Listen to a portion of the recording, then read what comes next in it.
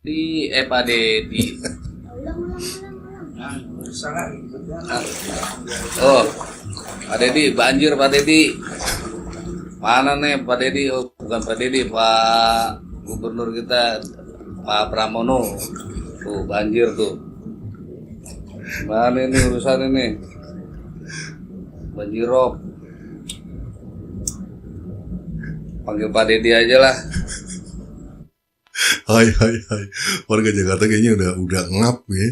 Jadi panggil Pak Dedi aja karena gubernurnya masih sabar, lagi merenung, lagi direnungkan. Buat yang satu sisi ya kita turut berduka ya pada teman-teman yang ada di Jakarta yang mengalami musibah banjir, karena ini wah itu gue tahu betul karena pernah ada di posisi itu zaman dulu gitu kan. Kebanjiran tuh gak enak banget ya, mau berangkat kerja susah gitu kan, terus di rumah juga kayak mana. Belum lagi yang orang-orang kerja ya, suaminya kerja di rumah tinggal istri, ada anaknya mungkin yang masih kecil, terus hujan gede, itu di kantor deg-degan, lihat cuaca mendung itu udah deg-degan, wah banjir nih banjir. Tapi ya gimana lagi, iris waris gitu kan, yang ternyata resiko yang sudah jelas-jelas diketahui tidak dengan cepat menurut gue tidak ditanggulangi gitu. Maksud gue kan pasti ada ya orang-orang yang paham tentang risk management gitu sejakarta, apalagi di timnya harusnya ada ya yang mampu membuat langkah-langkah mitigasi gitu kan, pencegahan, deter atau delay gitu terhadap suatu masalah khususnya banjir gitu kan. Nah ini yang tidak terlihat karena ya terjadi lagi gitu. Kenapa nggak langsung ambil tindakan ketika menjabat gitu? Ada tindakan yang upaya untuk mencegah banjir gitu loh. Kan harusnya ada skala risiko ya ketika perusahaan aja ada punya bikin skala risiko tuh. Bikin pengelompokan, mana yang high risk, mana yang medium risk, mana yang low risk. Yang saat ini Jakarta high risk ini kan macet dan banjir, yang harusnya mulai dirumuskan gimana cara minimal ada bentuk nyata ya, gerakan gitu kan. Terlepas nanti berhasil atau tidak, tapi ada gerakan itu, dan ini yang tidak terbaca gerakannya itu. Ujuk-ujuk banjir deh gitu kan. Ujuk-ujuk ini banjir kiriman. Capek. Guys, Jakarta dilanda banjir. Pertanyaannya, ke mana Kang Pramono Anung? Eko kemana? Guys. Jadi, baru-baru ini Jakarta dilanda banjir dan dikepung di mana-mana. Ini membuktikan bahwa Pramono Anung itu tidak becus bekerja. Pola kerja yang dilakukan oleh Pramono Anung itu adalah pola-pola pekerja pejabat yang korup. Jadi, seharusnya dia melakukan pekerjaan itu di awal-awal tahun atau pertengahan-pertengahan tahun ketika musim belum hujan ya. Tetapi Pramono Anung lebih baik menunda uang tersebut di bank dan melakukan proyek-proyek di akhir tahun. Ini membuktikan bahwa Pramono Anung itu tidak becus bekerja. Itu betul 1000%, bukan 100% lagi, 1000%. Selain itu, ada info terbaru bahwa akan ada kenaikan tarif Transjakarta sampai 43%. Pertanyaannya, ngapain aja Pramono Anung? Ini ya, iya maksudnya kan kenapa baru setelah terjadi baru ada gerakan-gerakan, termasuk pengerukan. Nanti ada satu video juga yang menyampaikan bahwa akan dilakukan pengerukan. Kenapa tidak di awal? Kembali lagi, entah mereka tidak membuat skala resiko gitu kan, yang mana nih pekerjaan yang bisa didahulukan gitu kan, tapi lebih banyak langsung tenaga, waktu dan pikiran untuk mengurusi yang resikonya tidak sebanding gitu maksud gue. Kemarin kan ada pernyataan beliau yang saat ini masih sibuk mengerjakan pergub untuk hewan, yang satu lagi sibuk ingin menjadikan Jakarta menjadi kota sinema, kota apalah pokoknya gitu deh. Ya, kota sinema kalau nggak salah. Pokoknya itu. Jadi padahal kita punya risk yang dampaknya ke manusia dan bisa terjadi sewaktu-waktu, dan ini adalah bulan-bulan hujan, musim penghujan ya, Desember, November, Oktober. Ini kan sudah musim-musim hujan dan banjir ini bisa terjadi. Nah, itu yang gue gak habis pikir. Padahal punya dana. Bahkan dananya aja masih gak bergerak dari Agustus sampai Oktober. 14, sekian. Kenapa? Aduh. Maksud gue kan ada program-program yang dulunya pernah digagas oleh gubernur-gubernur sebelumnya ya. Entah itu Ahok, entah itu Jokowi, entah itu Pak Anies Baswedan gitu kan. Pasti kan ada langkah-langkah yang terkait dengan banjir nih, yang mungkin dulu sudah baru mulai, atau mungkin dulu ada beberapa rencana yang ada yang mulai, ada yang masih berbentuk rencana. Kenapa nggak dilihat lagi data-data yang lama, terus ini bisa kita teruskan nih, ini bisa teruskan ini. Kayaknya sepertinya tidak terjadi tuh. Kalau melihat dari penyampaian Pak Pramono sebelumnya aja, bahwa anggaran tuh sama. Kita 2023 14 triliun, 2024 berapa triliun, jadi kemungkinan di 2025 ini kurang lebih angkanya segitu. Artinya, memang itu sudah autopilot ya udah gitu-gitu aja gitu, anggaran itu tidak ada pergerakan yang signifikan untuk perubahan gitu. Jadi hanya membiayai hal-hal yang terjadi di tahun 2023, 2024, sampai 2025 kan segitu ya, secara logikanya begitu. Beda dengan Jawa Barat yang anggaran untuk infrastrukturnya aja awalnya pada dibilang 50% akan mengalami kenaikan walaupun ada pemotongan duit TKD-nya 2 triliun, tapi akan menaikkan. Pembangunan akan terus berjalan, bahkan naik 50%. Bahkan sekarang sudah beliau sampaikan di terakhir tuh, gue dengar statement itu lah 1000% pembangunan. Jadi gila-gila nih. Dimana sisa uang aja cuma tinggal 2 triliun. Tapi pembangunannya gila-gila. Nah ini ada yang 14 triliun. Tidak bergerak. Aduh, itu tadi kodamnya Eko sampai masuk ke si abang tadi tuh. Dibales nih. Jadi kami sedang memperhatikan untuk itu. Guys, Pramono Anum menaikkan tarif Transjakarta. Pertanyaannya, ke manakah hati nurani Pramono Anum? Di saat warga Jakarta dilanda kebanjiran, di saat warga Jakarta diteror dengan kemacetan yang sangat horor, tetapi Pramono Anum malah menaikkan tarif Transjakarta yang sangat luar biasa, hampir mencapai 43%. Ini sungguh sangat keterlaluan memang Pramono Anum ya. Ketika digembur-gemburkan oleh para pendukungnya sebagai gubernur yang sangat hebat, sebagai gubernur percontohan, tetapi malah menaikkan tarif Transjakarta yang hal itu juga tidak pernah dilakukan oleh gubernur-gubernur sebelumnya. Ini sungguh sangat keterlaluan memang Pramono Anum. Bukti bahwa Pramono Anum itu tidak becus bekerja. Bukti bahwa Pramono Anum itu bekerja hanya untuk kepentingan partainya. Bukti bahwa Pramono Anum itu bekerja hanya untuk dirinya sendiri, bukan mementingkan rakyatnya dengan APBD yang sangat luar biasa dan penghasilan pajak yang sangat fantastis ya. Tetapi Pramono Anum tidak bisa mengelola keuangan dengan baik. Buktinya dana 14 triliun lebih malah diendapkan di bank. Ini tentunya sungguh sangat luar biasa. Pramono Anum sudah menginjak-injak hati nurani rakyat. Apakah pejabat yang seperti ini masih layak untuk dipertahankan? Jawabannya tidak sama sekali. Gue sebenarnya lebih tertawakan adalah gaya bicara penyampaiannya yang mirip banget sama si Eko. Jadi kalau kalian teman-teman KDM pasti tahu ya, ini gayanya Eko ya, yang suka menyinyiri kebijakan KDM dan sebagainya gitu ya. Bisa ngomong sama si Eko. Tapi ya ada benar apa yang disampaikan tuh. Kita tahu jelas kok, bahkan sudah diakui punya 14,6 triliun kalau nggak salah, yang sampai saat ini belum ada kegunaannya, belum dipakai udah minta tambah makan 10 triliun. Aduh Pak, yang dipakai dulu tuh yang ada dulu gitu kan. Nambah juga buat apa kalau cuma diendapkan, kecuali buat tadi mengatasi banjir gitu. Jangan cuma merecovery aja, tapi harus diatasi masalahnya. Kalau banjir recovery, capek dong sampai kapan? Yang ada malah bisa jadi semakin bahaya nih. Apalagi kayak kali-kali tidak dikeruk, lama-lama kan potensi air luapannya jadi semakin tinggi. Kalau sekarang kali misalkan kedalaman hanya bisa semeter 2 meter, tahun depan mungkin tinggal cuma mampu menampung air sungai itu cuma 1 meter atau setengah meter kan, karena sisanya di bawah ini udah tanah, udah berbentuk sampah mungkin, lumpur. Guys, lihat tuh, Jakarta dilanda kebanjiran. Pertanyaannya, di mana KDM? KDM mah Gubernur Jawa Barat ya. Lupa gua, dibawa-bawa aja ya, saking kinerjanya bagus. Pertanyaannya, di manakah Pramono Anum, Gubernur DKI Jakarta? Palingan dia mah di rumah, merenung gitu. Terus besok kalau ditanya wartawan nih, soal Jakarta dilanda banjir nih, palingan dia jawab begini nih. Iya, saya mengetahui Jakarta dilanda kebanjiran. Tadi malam juga saya di rumah, tidak bisa tidur. Sampai-sampai nih, mata saya juga bengkak nih. Nggak bisa tidur semalaman, begadang. Terus yang saya tahu sekarang tuh curah hujan sangat tinggi. Terus itu banjir mungkin kiriman dari Bogor. Tuh, begitu paling jawabannya. Ditanya solusinya malah balik curhat. Haduh. Gua nggak bisa bayangin ya. Misalkan nih warga Jakarta nih, udah banjir, terus macet parah gitu. Kita kebelet boker, kebelet kencing. terus bensin itu udah kedap-kedip. Gimana rasanya itu ya?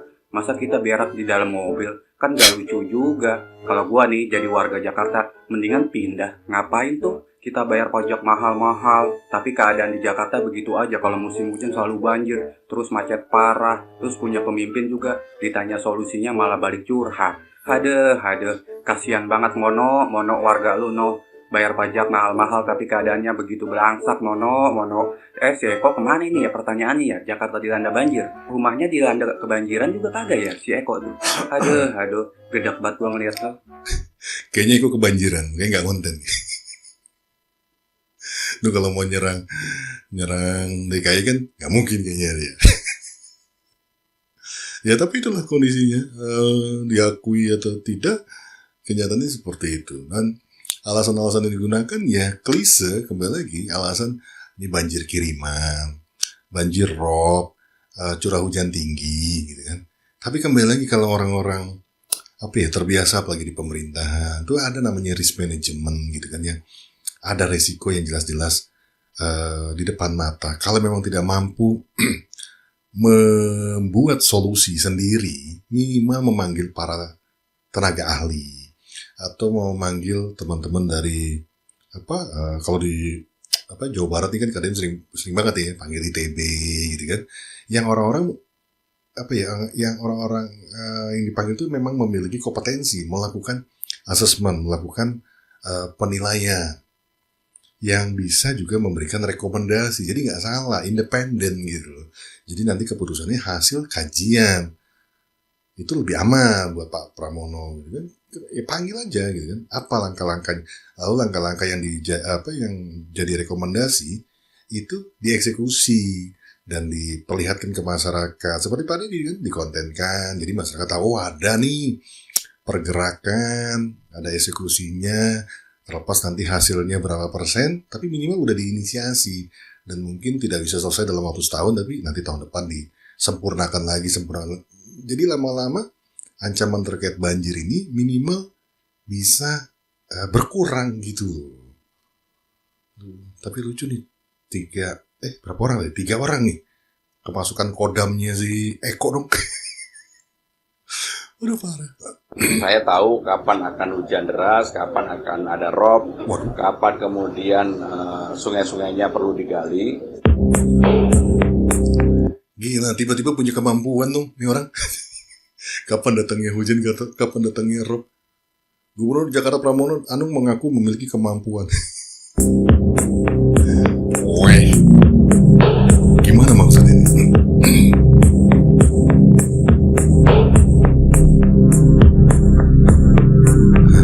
Kemampuan untuk memprediksi secara akurat jadwal terjadinya hujan deras. Gokil.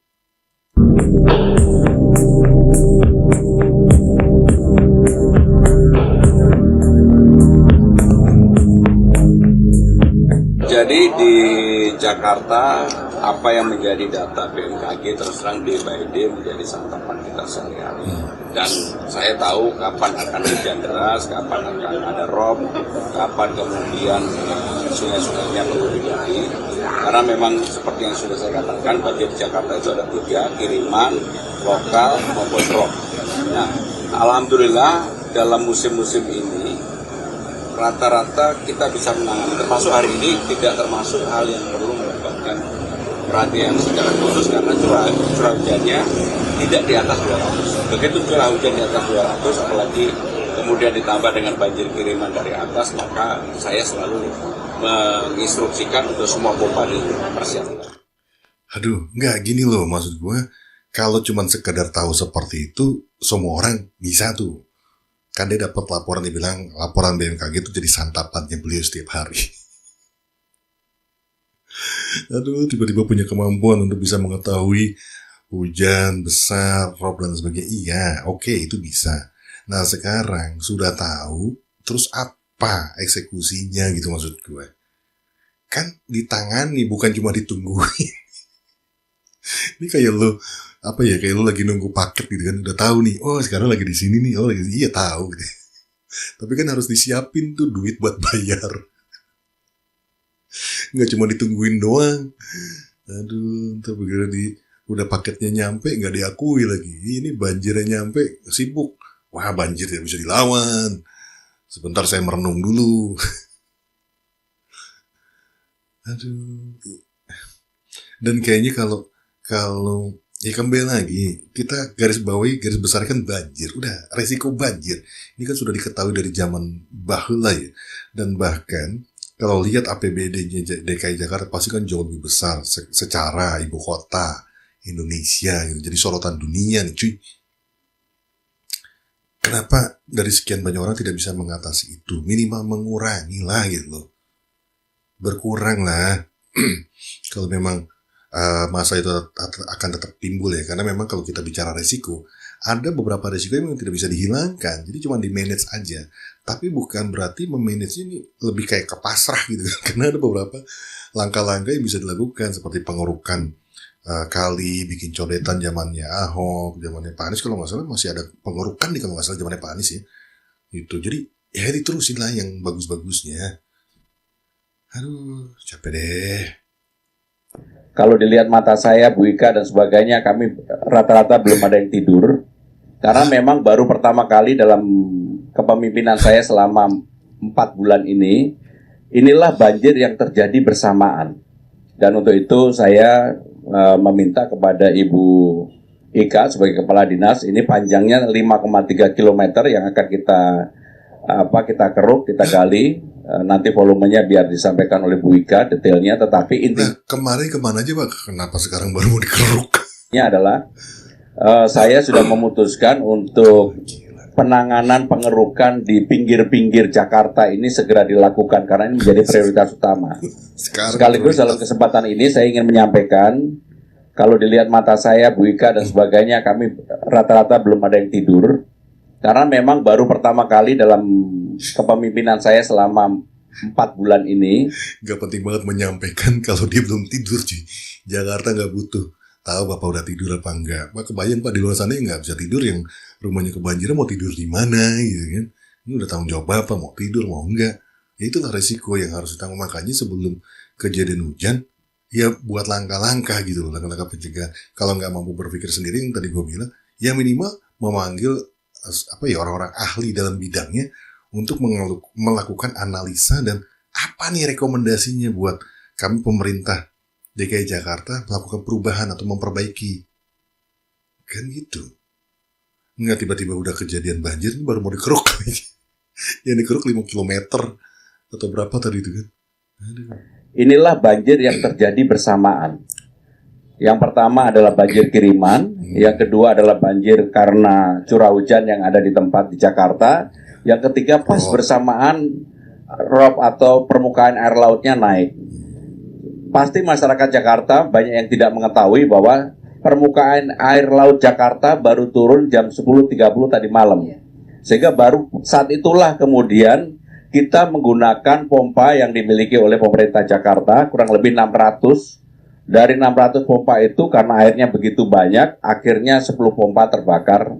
Saya tadi barusan mendapatkan laporan dari Bu Ika. Dan sejak tadi malam praktis satu persatu wali kota Jakarta Utara, Jakarta Timur, Jakarta Barat, Jakarta Pusat, Jakarta Selatan, saya kontrol satu-satu sampai dengan jam 3 pagi pun kami masih berkomunikasi. Dan alhamdulillah kalau melihat apa yang dilakukan di Jakarta, sekarang ini banjir tinggal sedikit ada di Jakarta Timur.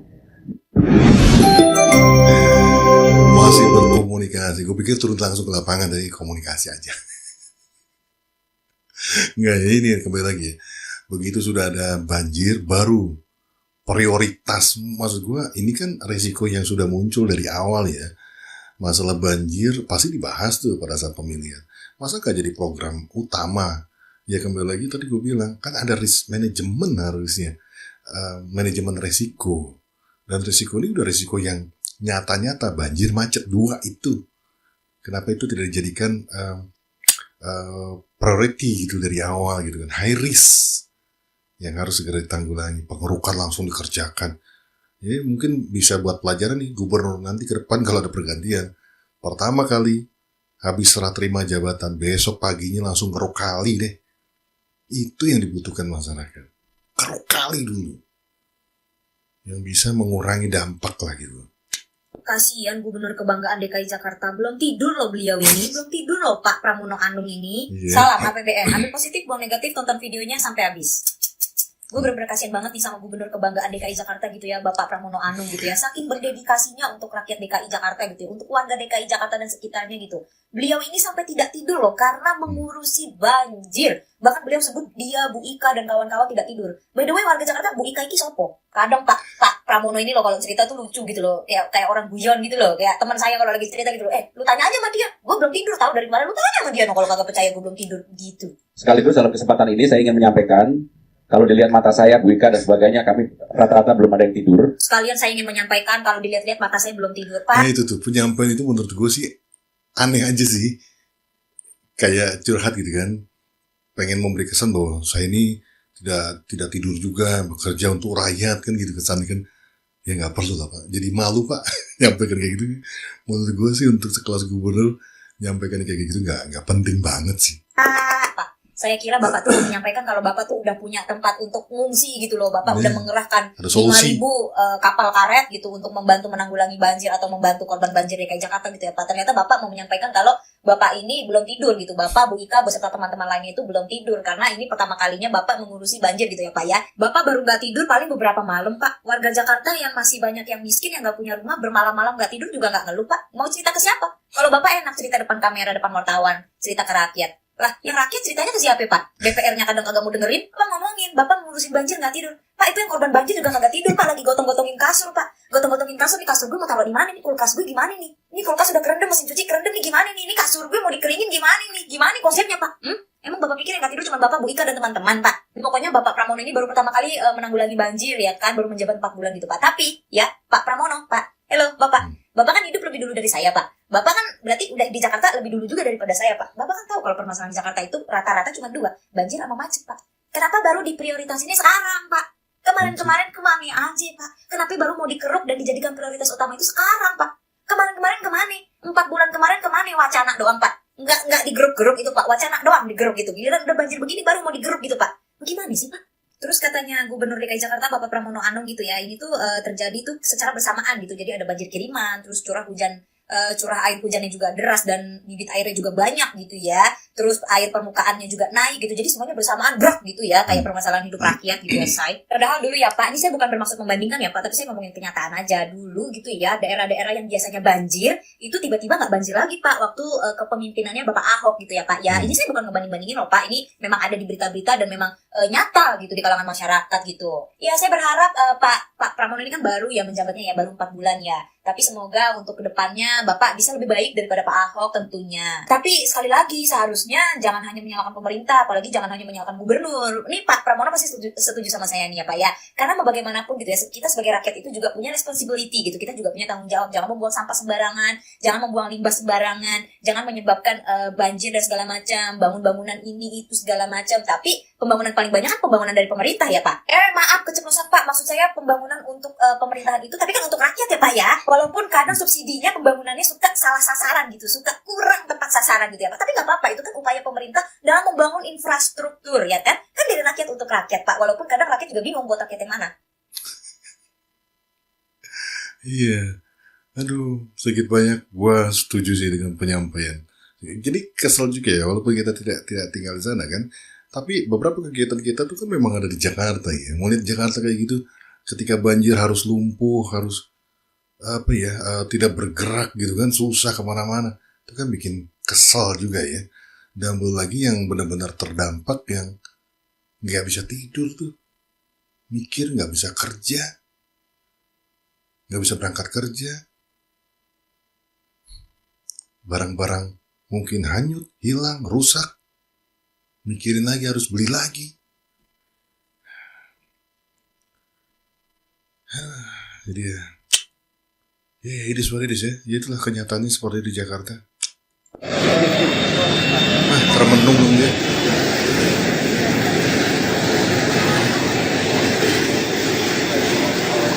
Pusing.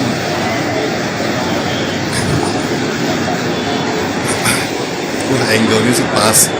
Belakangnya kali ya. Bagus buat foto. Kalau di dia datang ke lokasi. Angle-nya sih pas. Ya kalau dilihat kayak tadi kayaknya kayak dia lagi nyari informasi. Gak beda sama anggota DPR yang suka datang yang katanya saya reses ke daerah pemilihan. Reses itu cuma nanya-nanya dan biasanya adalah ketika terjadi suatu masalah gitu baru datang tuh ke daerah. Kalau nggak ada masalah, nggak ada yang turun. Berbeda sama KDM ya, gubernur gua ini ada masalah nggak ada masalah ketika ada apa ya matanya melihat sesuatu yang tidak pantas, tidak sesuai atau memprihatinkan atau apa, dia langsung turun. Padahal uang tunjangan transport untuk keliling-keliling itu cuma 100 jutaan 1 tahun. Kalah jauh sama anggota DPR ya, miliaran setahun. Hampir setengah triliun ya, udah 500-an sekian deh kalau nggak salah, 400 atau 500 ya. Gede banget tuh. Nah, kalau lihat tadi gayanya sama deh kita DPR. Nanya-nanya, oke, ini kapan nih terjadinya? Okay. Nah, habis itu baru melakukan pers conference dengan tidak punya data juga. Jadi setelah saya renungkan, saya minta maaf. Ya beda gubernur, beda kepemimpinan. Makanya yang buat Jawa Barat berbanggalah punya sosok seperti KDM yang beberapa masalah pagi terkait banjir semuanya itu langsung ada solusi-solusinya, ada perhatian yang secara khusus diberikan kepada masyarakat. Karena masyarakat kan butuh didengarkan, butuh adanya hadir pemimpin gitu kan. Jangan ada jarak. Walau tidak sih guys. Gimana komentar kalian? Silahkan tulis di kolom komentar. Sampai ketemu di video gue yang lainnya. It's a wrap. Bungkus.